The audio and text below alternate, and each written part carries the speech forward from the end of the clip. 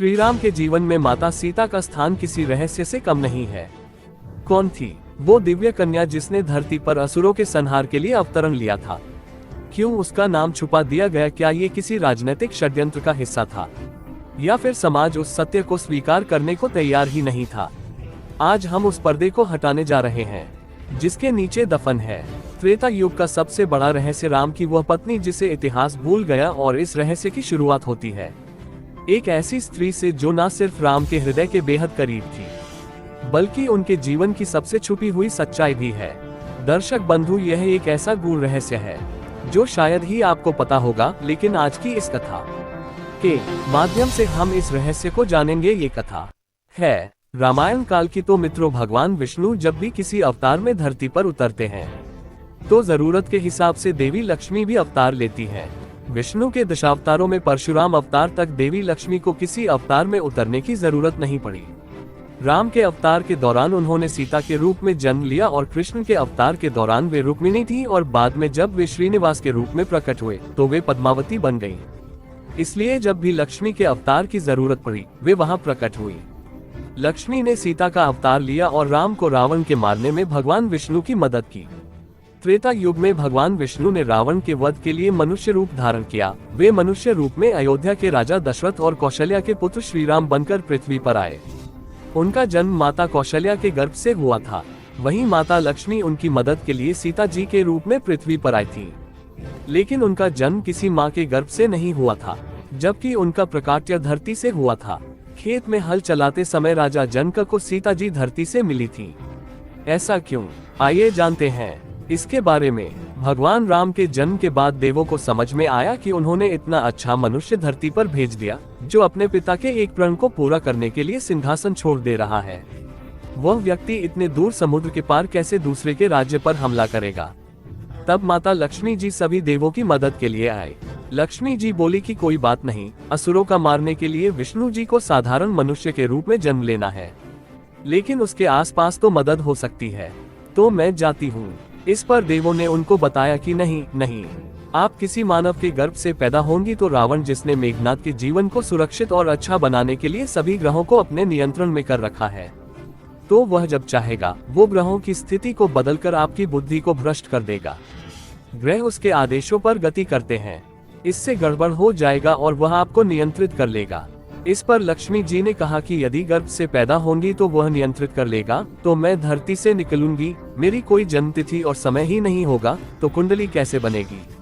जब कुंडली नहीं होगी तो ग्रहों को क्या कहा जा सकता है? इसलिए सीता जी का प्रकाट्य धरती से हुआ। वाल्मीकि रामायण में माता सीता के धरती से प्रकट होने की कथा है, जिसमें जनक जी को खेत में हल चलाते समय सीता जी शिशु रूप में मिलती है। उनके जन्म पर वर्षा होती है और मिथिला का अकाल खत्म हो जाता है। तो भगवान राम का जन्म धरती पर कुछ कार्यों को पूर्ण करने के लिए हुआ था। त्रेता युग में जब पाप बहुत अधिक बढ़ गया था, तब भगवान राम ने मानव रूप में जन्म लेकर इस सृष्टि की रक्षा की। भगवान राम विष्णु जी के 7वें अवतार थे। जिस प्रकार ब्रह्मा जी ने, श्री दक्ष प्रजापति जी ने इस पृथ्वी को अनेक प्रकार से सृष्टि की रचना करने में महत्वपूर्ण योगदान निभाया, इस प्रकार भगवान राम ने त्रेता युग में व्याप्त अनेक बुराइयों को दूर करने के लिए मानव रूप में जन्म लेकर इस पृथ्वी को अनेक राक्षसों से मुक्त कराया। भगवान राम का जन्म जिस उद्देश्य के लिए हुआ था, उसे उद्देश्य को पूरा करने में सीता का हरण भी शामिल था। इसलिए भगवान राम ने सीता के हरण के समय उन्हें नहीं बचाया था, बल्कि राम जानते थे कि रावण हरण करेगा और उसके लिए उन्होंने सब इंतजाम भी किए हुए थे।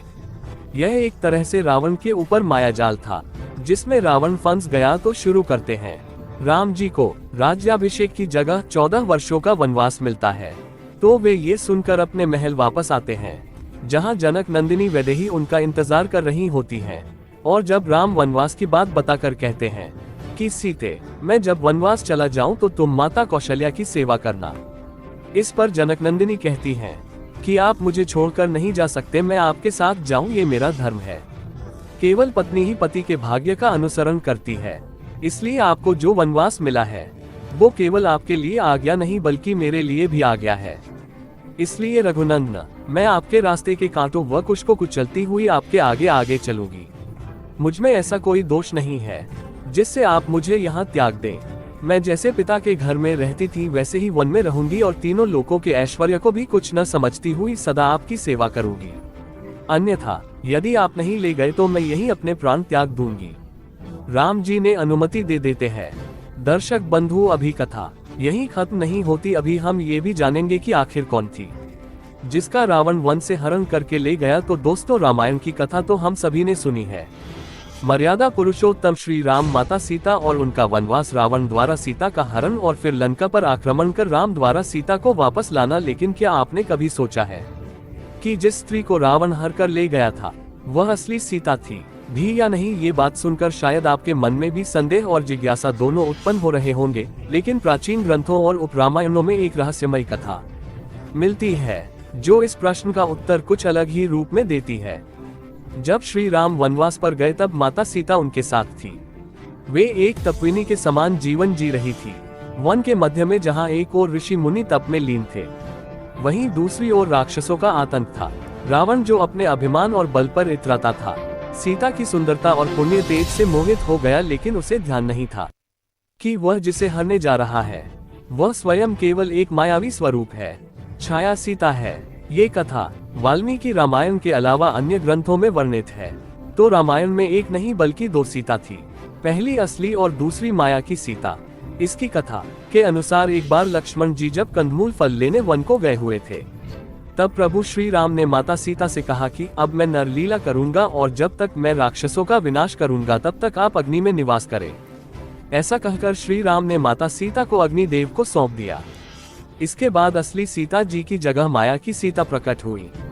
इस तरह जब सीता जी का अपहरण हुआ तब वो माया की ही सीता थी। जब युद्ध समाप्त हो गया और राक्षसों का विनाश हो गया तब भगवान श्री राम ने माता सीता को अग्नि परीक्षा के लिए कहा और माया की सीता अग्निकुंड में समा गई। माया की सीता के अग्नि में समाते ही असली माता सीता अग्नि से बाहर आ गईं और इस पूरी अग्नि परीक्षा का सिर्फ एक यही कारण था। तो अग्निदेव ने सीता माता को अपने सुरक्षा चक्र में रखकर कुटिया से गायब कर दिया। वहां पर सीता माता के प्रतिबिंब को रखा गया। रावण ने असल में सीता माता का नहीं बल्कि उनके प्रतिबिंब का हरण किया। इसका संकेत इस बात से मिलता है कि जब रावण ने बलपूर्वक सीता को पकड़कर रथ में बिठाया तो सीता के पतिव्रत धर्म के मुताबिक रावण को जलकर भस्म हो जाना चाहिए था। लेकिन ऐसा नहीं हुआ क्योंकि रावण द्वारा हरी गई सीता असल सीता नहीं बल्कि उसका प्रतिबिंब थी। जैसे अध्यात्म रामायण, आनंद रामायण, ब्रह्मांड पुराण और शिव पुराण में कहा गया है कि रावण ने जिस सीता का हरण किया वह असली सीता नहीं थी बल्कि उनकी छाया थी, एक दिव्य और मायावी रूप जिसे स्वयं अग्नि ने धारण किया था। घटना कुछ यूं हुई थी, जब लक्ष्मी श्री राम के पीछे मारीच के मृग रूप को मारने के लिए गए और रावण साधु का वेश धरकर सीता के पास पहुंचा तब भगवान राम को पहले से इस षड्यंत्र का आभास हो गया था। वे जान चुके थे कि रावण सीता का हरण करेगा और यही समय धर्म की परीक्षा का होगा। इसलिए उन्होंने अग्नि देवता को आह्वान किया और सीता को अग्नि में प्रवेश करने का आदेश दिया। माता सीता ने प्रभु की आज्ञा मानते हुए स्वयं अग्नि में प्रवेश किया और उसी क्षण अग्नि ने एक मायावी स्त्री छाया सीता को प्रकट किया जो हूबहू माता सीता के समान दिखती थी। ये छाया सीता ही रावण के हाथों लगी। रावण जो त्रिकालदर्शी नहीं था, इस छल को समझ नहीं पाया। उसने सोचा कि उसने सीता का हरण किया है, लेकिन असल में वह केवल एक परछाई के साथ था। इस छाया सीता को भी रावण छू नहीं पाया। वह अनेक बार प्रयास करता रहा लेकिन हर बार कोई ना कोई अदृश्य शक्ति उसे रोक देती। यही कारण था कि रावण ने कभी सीता को बलपूर्वक नहीं छुआ बल्कि उसे अशोक वाटिका में बंदी बनाकर रखा और मनाने का प्रयास करता रहा। दूसरी ओर असली सीता अग्निदेव की शरण में थी, जहाँ वे पूर्ण सुरक्षित और शुद्ध थी। वे वहां तप करती रही और राम की अगली योजना की प्रतीक्षा करती रही। लंका युद्ध के अंत में जब रावण का वध हुआ और राम ने सीता को अग्नि परीक्षा देने को कहा तब भी लोगों को लगा कि यह परीक्षा समाज को दिखाने के लिए है, लेकिन असल में वह क्षण था जब असली सीता को वापस लाना था। जैसे ही छाया सीता ने अग्नि में प्रवेश किया, अग्निदेव प्रकट हुए और बोले, प्रभु ये छाया आपकी सेवा में थी जब आप धर्म की रक्षा हेतु युद्धरत थे। अब हम आपको असली सीता समर्पित करते हैं। सामने अग्नि से प्रकट हुई माता सीता तेजस्विनी, निर्मल और दिव्य रूप में यह वही सीता थी जो राम की पत्नी थी और जिनका रावण से कभी कोई संपर्क नहीं हुआ। ये रहस्य इसलिए छुपा रहा क्योंकि समाज की समझ, श्रद्धा और धर्म की व्याख्या सीमित थी। प्रभु राम जानते थे कि यदि वे ये रहस्य खोल देंगे तो लोग रावण के भय और भ्रम में यह मान बैठेंगे कि सीता अपवित्र हुई है, जबकि वास्तव में वे सदा शुद्ध और अग्निस्मान पवित्र रही। इस कथा का एक और अद्भुत पहलू यह है कि छाया सीता भी कोई सामान्य माया नहीं थी। वे एक दिव्य शक्ति थी जो स्वयं नारायण की लीला का हिस्सा बनी। रावण के अहंकार को कुचलने और उसके पतन का माध्यम बनने के लिए उन्होंने स्वयं को रावण की कैद में समर्पित किया, परंतु स्वयं को अपवित्र नहीं होने दिया। इस रहस्य की पुष्टि कई संतों और मनीषियों ने भी की है। तुलसीदास जी ने भी श्री रामचरितमानस में संकेत दिया है कि सीता की अग्नि परीक्षा केवल सामाजिक रूप से नहीं बल्कि एक दिव्य प्रक्रिया थी। दर्शक बंधु, ये कथा केवल एक रहस्य नहीं बल्कि ये दर्शाती है कि भगवान राम की लीला कितनी व्यापक, गूढ़ और अलौकिक थी। ये दिखाता है कि धर्म की रक्षा के लिए कैसे ईश्वर अपनी शक्तियों और योजनाओं को समय से पहले रचते हैं ताकि अधर्म के विनाश में कोई दोष ना लगे। और अंत में जब हम कहते हैं कि राम की असली पत्नी सीता नहीं कोई और थी, तो ये कहना गलत नहीं होगा कि जिस सीता को रावण ले गया वह सीता नहीं थी। असली सीता तब भी राम के हृदय में अग्नि की गोद में और शुद्धता की छाया में सुरक्षित थी। तो रामायण में एक नहीं बल्कि दो सीता थी, पहली असली और दूसरी माया की सीता। इस रहस्य को जानकर हमारा विश्वास और भी प्रगाढ़ होता है कि रामायण केवल एक कथा नहीं बल्कि दिव्यता की वह गाथा है जिसमें हर पात्र, हर घटना और हर शब्द ईश्वर की महान योजना का हिस्सा है। तो दर्शक बंधु, आपने सुनी त्रेता युग की वह रहस्यमयी कथा जो आज भी लोगों की दृष्टि से छुपी हुई है। ये केवल एक कहानी नहीं बल्कि हमारे धर्म, श्रद्धा और ईश्वर की लीला को समझने का एक और दिव्य माध्यम है।